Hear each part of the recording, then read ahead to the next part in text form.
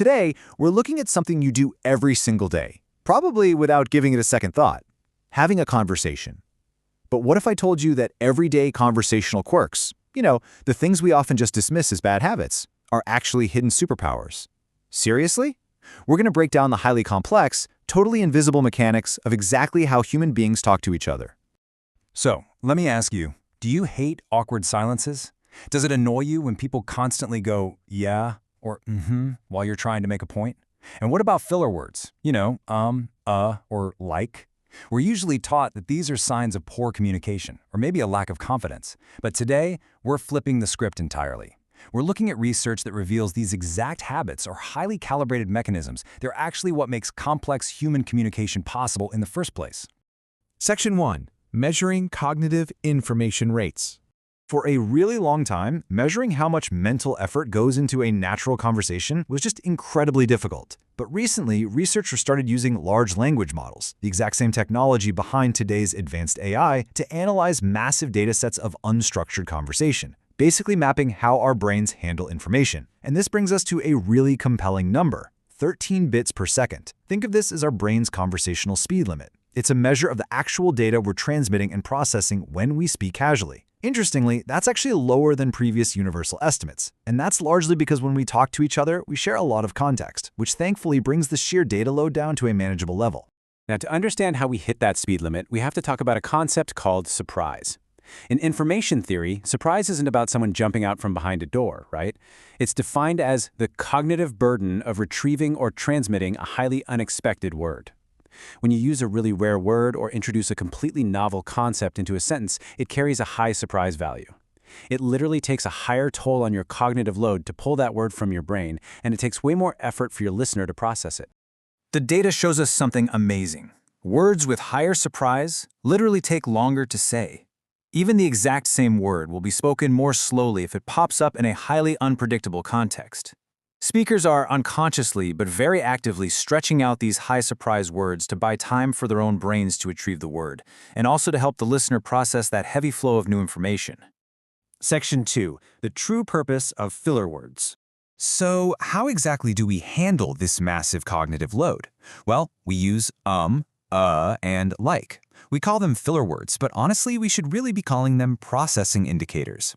The research shows that producing a highly surprising word requires some serious mental computation, so speakers use these disfluencies to basically buy time before presenting new information.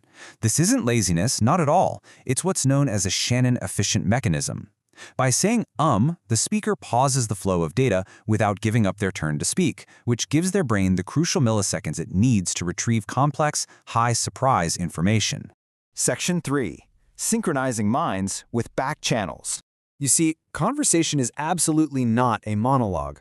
The speaker retrieves and presents information, sure, but they are constantly adjusting their speech speed to manage the cognitive load of their listener. And listeners, they aren't just passive buckets waiting to be filled with words, they actively regulate this flow. It's this continuous, beautiful feedback loop where the speaker relies entirely on subtle cues provided by the listener to know exactly when to speed up or slow down. The main way listeners do this is through something called back channels. These are those brief, tiny signals like yeah, and that you sprinkle in while someone else is talking without actually interrupting their turn. These tiny verbal signals are absolutely essential. They help successfully synchronize the mental models between two people. When you say you are literally transmitting a data packet that says, hey, my mental model is currently synced with yours, I've processed the information, proceed. Tracking the surprise level of a speaker's words really proves the power of the back channel. The data reveals that surprise drops continuously right in the lead-up to a back channel. The speaker's words are basically becoming predictable, right? The listener senses this low information rate and drops a yeah. And immediately after that back channel, the surprise sharply rebounds. The listener's yeah successfully prompts the speaker to deliver fresh, novel, high-surprise information. The listener is literally driving the pace of the speaker's brain. Section 4. The power of intentional silence. Sometimes, the most powerful tool in a conversation is the complete absence of sound. But here's the catch. It only takes 4 seconds of unexpected silence for people to unconsciously start feeling rejection and social pain. What's super fascinating here is contrasting how our brains handle this. Linguistic information processing and emotional social pain occupy entirely different brain functions. So, when the expected flow of words stops for just 4 seconds, your analytical language centers hit pause, but the brain's social threat centers flare right up, registering that silence as a subtle form of emotional social rejection. But we really have to flip our understanding of silence, especially when we're dealing with complex thoughts. As psychotherapy research points out, silence can also be used as a sensitivity marker. In clinical settings, an immediate, fast-talking response sometimes minimizes a really heavy topic or signals a lack of actual engagement.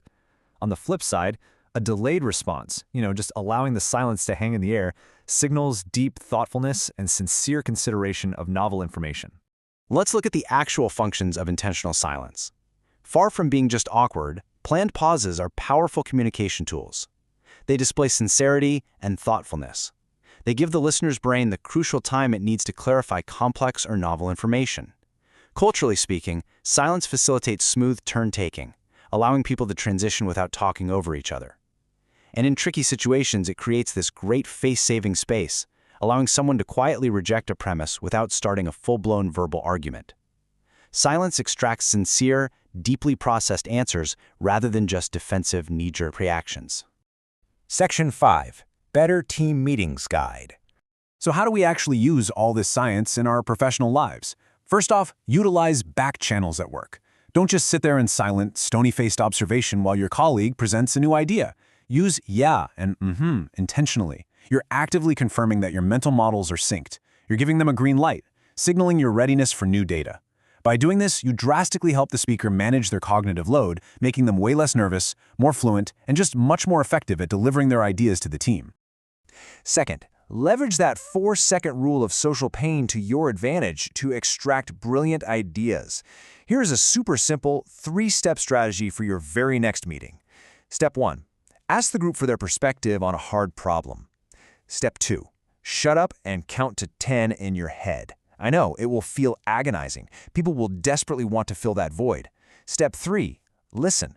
The research and honestly just practical management experience shows that before you hit 8 seconds, someone will speak up to break the tension. And because you gave them the space to actually process, it is very often a deeply thoughtful, totally unforced breakthrough idea. And that brings us to our final thought today. We've seen how filler words are actually vital signs of deep processing, how your yes actually pull complex data out of your speaker, and how awkward silence is literally just the sound of a breakthrough forming in the brain. So the question is, in your next meeting, will you let the ums flow and let the silence do the heavy lifting? Try leaning into these hidden mechanics and just watch how it completely transforms the way you connect and communicate. Thanks so much for joining me on The Explainer.